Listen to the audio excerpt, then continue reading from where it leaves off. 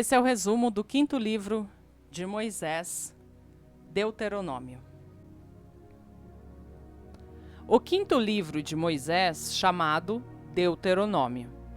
Deuteronômio significa segunda lei.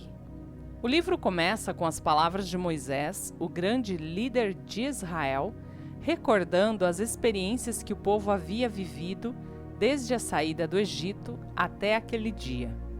Porém, diante de Canaã, Deus disse que Moisés morreria e não conduziria o povo até lá.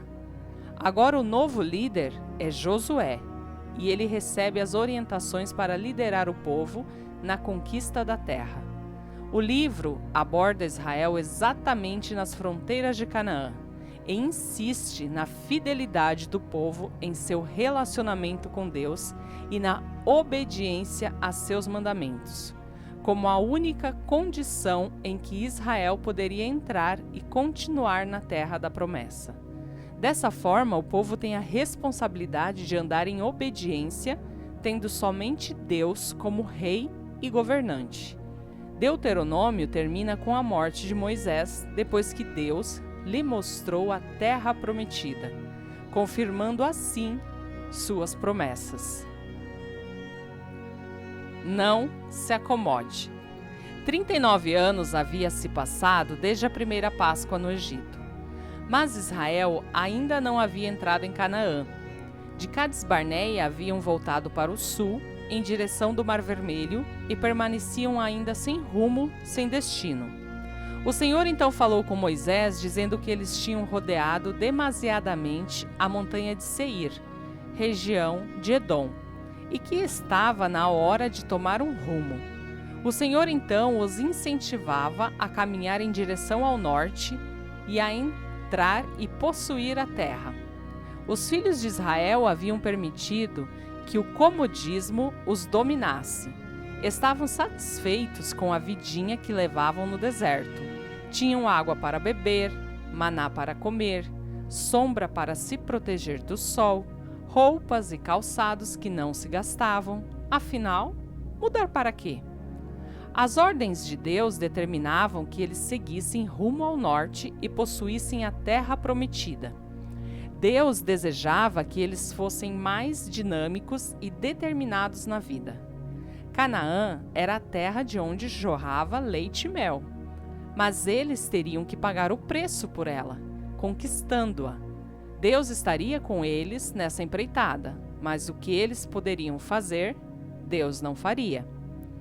Na nossa jornada espiritual rumo a Canaã celestial, também não podemos ficar acomodados. O comodismo é prejudicial tanto para a saúde espiritual como para a física. O que estamos fazendo para apressar a nossa chegada a Canaã celestial? Será que não estamos acomodados demais? Será que não estamos gostando do deserto da vida? Quais são nossos compromissos com a causa de Deus para abreviar a volta de Jesus? Aos acomodados, o apóstolo Paulo grita: "Desperta, tu que dormes, e levanta-te dentre os mortos." Efésios 5,14. Em nossa vida espiritual, temos que nos apegar obstinadamente ao sonho de tomar posse da Canaã celestial. Caso contrário, morreremos no deserto. Não se esqueça. A mente humana é muito esquecida e ingrata. Ela se esquece muito depressa do bem que recebe, mas lembra-se com muita frequência do bem feito aos outros e do mal que alguém lhe fez. O certo seria que ela se esquecesse do mal recebido e se lembrasse do bem que lhe foi feito, sendo ele procedente de algum semelhante ou daquele de quem procede toda boa dádiva e todo dom perfeito. Tiago 1,17. É comum esquecer-se de Deus na prosperidade, mas lembrar-se dele na adversidade. Não seria conveniente para nós que examinássemos nossas atitudes para com Deus? Temos sido capazes de resistir à prosperidade? Sobrevivemos ao sucesso? Ou Deus terá que permitir que nossa incapacidade aflore para que o reconheçamos como o Senhor de nossas vidas. Que possamos alcançar o nível de maturidade que Paulo alcançou e, como ele, dizer: sei estar abatida e sei também ter abundância. Em toda maneira e em todas as coisas estou instruída, tanto a ter fartura como a ter fome, tanto a ter abundância como a padecer necessidade. Filipenses 4:12. Causa da delinquência. Uma onda de delinquência cada vez mais crescente está varrendo a nação e o mundo. Basta assistir a um noticiário na televisão para chegarmos à triste conclusão de que vivemos numa sociedade falida. Sociólogos, psicólogos, educadores e autoridades têm discutido frequentemente os motivos causadores desse comportamento tão preocupante, apontando o colapso da família como denominador comum da delinquência da sociedade, seja ela rica ou pobre, culta ou inculta. O que a maioria dos estudiosos não enxerga é que, embora a fonte dos problemas sociais seja a família, a verdadeira causa de sua decadência é inquestionavelmente a falta de religião no lar. Os princípios sagrados da Palavra de Deus deixaram há muito tempo de ser ensinados para as crianças. Se a criança não é ensinada desde cedo a respeitar a Deus, como podemos esperar que ela respeite aos homens? Quando se enfraquece a religião no lar, a tendência é a desintegração da família e, consequentemente, da sociedade da qual ela faz parte. Os lares que dão a devida atenção para Deus e seus princípios permanecem estáveis e seguros, mesmo em meio a um mundo arruinado socialmente. Não tomar o lugar de Deus. O famoso e polêmico filósofo alemão Friedrich Wilhelm Nietzsche, um ateu declarado, cheio de contradições e de redemoinhos mentais e emocionais, declarou ousadamente: caso não houvesse Deus, como poderia eu suportar não ser um Deus? Portanto, não há deuses. Embora uma blasfêmia como esta nos faça estremecer, provavelmente nunca nos passou pela cabeça o quão perto estamos de assim proceder, quando, ao nosso modo, usurpamos o poder que só pertence a Deus. Fazemos isso inconscientemente e, se duvidamos disso, basta olhar para o nosso passado e ver quantas vezes deixamos de fazer o que o Senhor nos pede para fazermos aquilo que nos agrada. Quantas vezes somos tentados a confiar nas nossas práticas religiosas e na nossa justiça própria, julgando-nos melhores que os outros. Há ocasiões em que não vemos nenhum erro que deva ser reconhecido e nenhum pecado que deva ser confessado. Apenas nós concedemos o direito de julgar o erro dos outros, tomando assim o lugar de Deus. Reconhecer a Deus como o Deus verdadeiro, Deus dos deuses e o Senhor dos senhores, o grande Deus, poderoso e terrível, que não faz acepção das pessoas e não aceita recompensa, é a única maneira de nos libertarmos dessa inconsciente pretensão. Se Deus se tornar o centro de nossa vida, deixaremos de nos preocupar em ser donos da nossa sorte, cedendo-lhe confiantemente o domínio de nossa vontade. O cuidado dos pobres. Nas instruções passadas a Moisés, no capítulo 15, dos versos 7 a 11, Deus trata do cuidado que devemos ter para com os pobres. Leia essa passagem com atenção e medite nela. Aquela roupa que você vai jogar fora, porque está pluída na gola ou nos punhos, porque está desbotada ou manchada, não joga fora não, doe aos pobres. Aquele arroz carunchado, feijão duro, ou aquele alimento com o prazo de validade vencido, não jogue no lixo, doe para uma família pobre. Aquele colchão velho e deformado, ou aquele cobertor desgastado, não joga fora, algum pobre pode se beneficiar dele. No próximo inverno, participe da campanha do agasalho juntando as blusas e jaquetas suradas e levando-as para aquecer os pobres. O fogão enferrujado, a cadeira de pernas bambas e a panela com o cabo quebrado podem ser usadas pelos pobres. Afinal, pobre é pobre e não tem que ter luxo, nem tem que ser exigente, pois se não aceitar o que lhe é dado, azar dele, que passe fome, frio, ande pelado e durma no chão.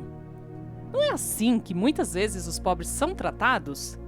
Talvez você seja diferente da maioria das pessoas, mas é assim que geralmente elas se lembram dos pobres. Segundo Jesus, o tratamento que se dá aos pobres deveria ser outro. Quem tiver 2 túnicas, reparta com o que não tem. E quem tiver alimento, faça da mesma maneira. Lucas 3:11. Repartir não é dar o que não nos serve mais, mas é compartilhar aquilo que ainda nos é útil e agradável. Por intermédio do profeta Isaías, o Senhor instruiu o seu povo a que não vivessem uma religião hipócrita assinalada por formalismos exteriores. Veja como Deus deixa claro que a bondade prática é o único tipo de religião que o agrada, lendo Isaías 58, do 5 a 7. Ele nos fala que repartir o pão com o faminto e cobrir o nu é mais importante do que jejuns, ritos e cerimônias. Para Deus, tem mais valor a atitude de repartir o nosso alimento com o pobre do que a abstenção dele com o intuito de honrá-lo. Ao Senhor empresta ao que se compadece do pobre, e ele lhe pagará o seu benefício. Provérbios 19:17. Mãos cheias, coração vazio. O culto aceitável ao Senhor é aquele que lhe prestamos com as mãos cheias e o coração vazio. Mãos cheias representam a nossa gratidão pelas incontáveis bênçãos que diariamente Ele derrama sobre nós. A vida, a família, a saúde, o alimento, a água, o teto, a roupa, o perdão, a salvação e até as tribulações, pois estas servem para alicerçar a nossa fé e moldar o nosso caráter. São motivos para sermos gratos a Deus. Seja o que for que lhe levemos, é abençoado e multiplicado. Até mesmo a moedinha da viúva pobre, em Marcos 12, 41-44. Será aceita por Deus, pois Ele conhece as nossas limitações. Porém, a nossa oferta, como nenhuma outra atitude, demonstrará se somos ou não reconhecidos e agradecidos pelas bênçãos a nós concedidas. O coração vazio significa que devemos nos apresentar a Deus esvaziados do ódio, do preconceito, do orgulho, da inveja, da mentira, da maledicência e de tantos outros pecados que não condizem com o caráter do Deus a quem pretendemos adorar. Devemos esvaziá-lo principalmente do pecado da opinião própria, caso contrário, a palavra de Deus não nos convencerá daquilo que precisamos mudar em nossa vida, a fim de que sejamos aceitos por Ele. Esvaziar o coração do eu é permitir que a vontade de Deus, expressa em Sua palavra, seja reveladora, convincente, modeladora e decisiva na direção da nossa vida. Vencedor. Os israelitas estavam preparados para conquistar Canaã e tal tarefa era assaz, perigosa e desafiadora. Eles teriam que enfrentar inimigos fortemente armados e Deus, que os havia tirado do Egito de maneira espetacular, procurava infundir-lhes ânimo e coragem naquela difícil empreitada. Deus queria que eles soubessem que não estavam sozinhos naquele desafio. Como cristão, você também está empenhado na difícil batalha contra os inimigos de nossas almas, que de todas as formas querem impedi-lo de possuir a Canaã celestial, saiba que não é contra a carne e contra o sangue que você tem que lutar, mas sim contra principados e potestades, contra os príncipes das trevas deste século, contra as hostes espirituais da maldade. Efésios 6:12. Satanás, o inimigo de nossas almas, utiliza-se de variadas armas para nos derrotar. Se as tentações não surtem efeito, ele se vale das provações, na esperança de nos derrotar ou de nos fazer esmorrecer na batalha. Ele procura nos assaltar com novas e inesperadas tentações no lar, no trabalho e até na igreja, esperando fazer com que caiamos no meio do caminho e dessa maneira não alcancemos o sonho de herdar a terra que nos foi prometida. Lembre-se sempre de que nesta batalha a carne e o sangue não são páreo para um inimigo tão poderoso, porque andando na carne não militamos segundo a carne, 2 Coríntios 10:3. Não ouse enfrentar o inimigo sozinho. Antes, a cada dia, entregue-se a Jesus e clame por sua ajuda, que Ele, que é o vencedor de todas as batalhas, estará ao seu lado, tornando-o mais do que vencedor. Romanos 8:37. Honestidade. Para sermos aprovados diante de um Deus justo, devemos ser extremamente honestos nos negócios e tratos com os nossos semelhantes. Nos negócios é difícil resistir às tentações de ter um lucro fácil, mas importa lembrar que quando isso acontece, alguém teve um prejuízo difícil. Deus nos ordena ter peso e medida justos, pois a balança enganosa é abominação ao Senhor, mas o peso justo é o seu prazer. Provérbios 11:1. Se nas coisas materiais Deus exige isso de nós, não espera menos nas questões morais e espirituais. Você já foi tentado a julgar as ações ou atitudes de outra pessoa e mais tarde se surpreendeu ao descobrir que sua avaliação foi injusta? Nesta questão, os nossos pesos e medidas também devem ser corretos, pois com a medida com que tivermos medido, nos medirão também a nós. Mateus 7:2. Será que alguma vez já não fomos rigorosos demais na aplicação dos pesos e medidas alheios, enquanto a nossa própria balança está desligada? Talvez o nosso metro necessite de reparos e nossa balança de ajustamento. Cabeça ou rabo? Algumas pessoas julgam que as leis dadas por Deus a Moisés destituem totalmente o homem da sua liberdade. Elas consideram as leis severas demais, um fardo pesado, do qual fomos aliviados pela morte de Jesus na cruz. No entanto, se bem analisadas, entenderemos que a intenção divina, ao criá-las, era proteger seus filhos da violação de direitos essenciais, tanto divinos quanto humanos. Como as leis de trânsito estabelecem regras que devem ser seguidas por todos os condutores de veículos, com o fim de proteger a vida tanto dos ocupantes como dos pedestres. Assim, as leis dadas por Deus a Moisés visavam proteger os israelitas nas questões da cidadania, direitos civis, direitos humanos, saúde e educação. Igualmente, visavam proteger as relações espirituais com o seu Criador, mantenedor, protetor e salvador. A promessa de que eles seriam cabeça e não cauda estava relacionada à obediência dos mandamentos de Deus. Houvessem eles obedecido às instruções recebidas e teriam se tornado uma lição concreta para o mundo, quanto à saúde, à prosperidade e à salvação.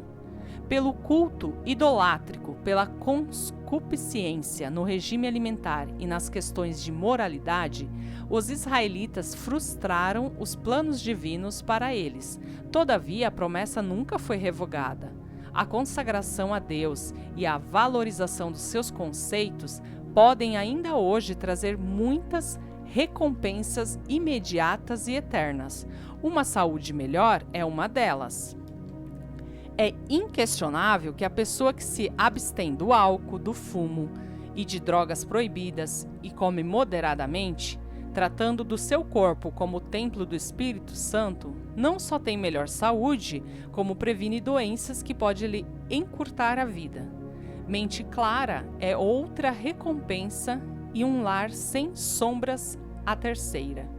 A pessoa que ama a Deus, 4 primeiros mandamentos da lei moral, acima de tudo, amará também a seu próximo, 6 últimos mandamentos.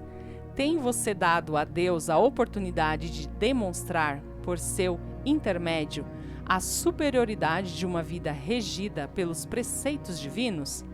Nestas questões, como cristão, você tem que ser cabeça e não rabo. Escolha a vida. Podemos perceber o quanto Moisés se preocupa com o futuro do seu povo, ao qual dedicara 40 anos de sua vida. No seu sermão de despedida, procurou exortá-los, esboçando-lhes os caminhos que poderiam conduzi-los à vida, bem como os caminhos que fatalmente os levariam à morte.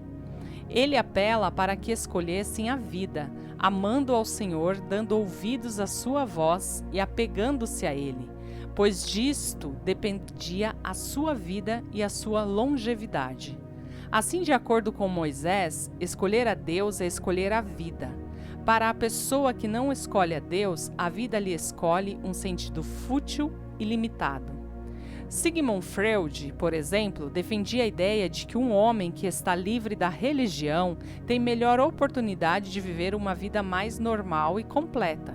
Enquanto para Charles Chaplin, a vida não passava de uma peça de teatro que não permite ensaio. Por isso, dizia ele, cante, chore, dance, ria e viva intensamente, antes que a cortina se feche e a peça termine sem aplausos. Para milhões de pessoas como eles, tudo o que a vida oferece são estímulos e reações da parte de um organismo animado que depois de morto acaba e pronto. Mas a vida é muito mais do que isso. Muito, muito mais. A vida inclui os propósitos do Criador para a criatura.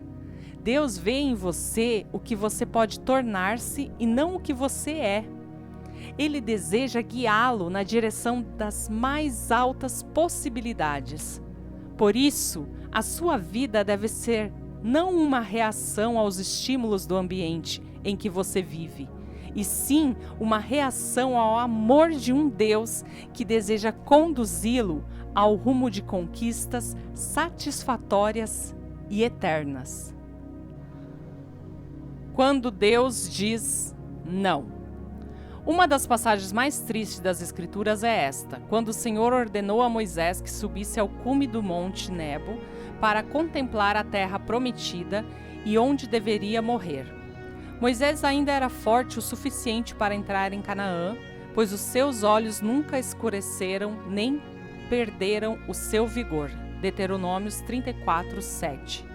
A terra de Canaã, que manava leite e mel, despertou um enorme desejo no coração de Moisés, que ansioso suplicou ao Senhor: rogo-te que me deixes passar, para que eu veja essa boa terra que está além do Jordão. Deuteronômio 3:25. Todavia, a resposta de Deus ao seu dedicado servo foi simplesmente não. Será que Deus não foi severo demais com Moisés? Afinal, ele havia deixado de ser um faraó no Egito para ficar ao lado do seu povo. Havia dispensado os prazeres e honras do Egito para guiar Israel rumo à terra prometida. Tinha feito sacrifícios incríveis, sofrendo o calor do deserto, suportando rebeliões e aturando pacientemente todas as murmurações daquele povo rebelde e insubordinado. E agora, no último momento, era negado ao maior homem do Velho Testamento o direito de entrar na terra prometida. A resposta de Deus ao seu dedicado e ansioso servo foi simplesmente: basta, não me fale mais deste assunto. Deuteronômio 3:26. Alguns imaginam que Deus age como ser humano. Pensam que Deus poderia ter mudado de opinião caso Moisés continuasse suplicando. Mas Deus não muda.